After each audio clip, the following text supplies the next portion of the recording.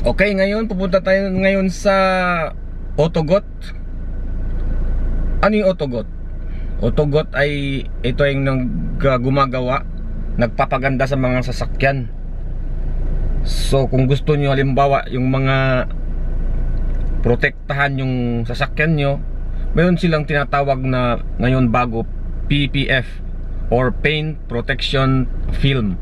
Parang nirarap nila or nilalagyan nila ng ano, ng alam yung clean wrap, yung food wrap, parang ganun, nilalagyan nila ng plastic makapal. Kahit magasgas ka niyon, hindi siya magasgas ang pintura mo. Meron din silang ano, yung parang datis ceramic ang sikat. Ceramic yung pinapakintab ang ano mo, ang sasakyan mo, yung pintura. Ngayon meron na naman ngayon ang tawag ay graphene coating. Dati ceramic coating. So mas maganda yung bago ngayon, sabi nila. Yun ang mga nababasa ko.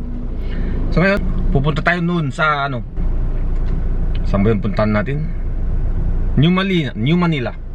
Yun lang kasi ang medyo malapit dito. So magpagawa tayo ng ano, graphene coating lang. Okay, let's go. Alis na tayo.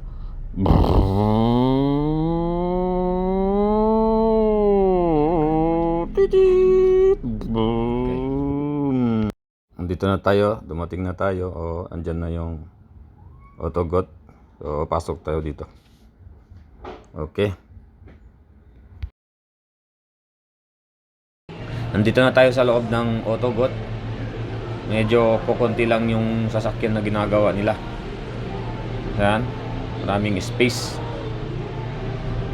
So ngayon pasok na natin yung sasakyan natin. Ang malinis pa naman. Pero kung titingnan mo talaga ng malapitan, marami na yung gas-gas. 5 views na yan, oh. Ito yung ginagawa nila pag nag-graphene coating sila. So hindi siya PPF yan. May nilalagay lang sila mga liquid para makintab ang sasakyan mo. Meantime, magluto muna tayo ng itlog. So after 10 hours, dito na tayo mag-claim. Claim ko na yung pinagawa ko, graphene coating. Pasok tayo. Ganda ng mga sasakyan dito. Marami na. Kahapon kukunti lang. Ito na yung sasakyan. Ayun, sa kabila. Na-check natin. Tuloy tayo dito. Makintab na. Makintab na. Mas lalo kumintab. Ayan na.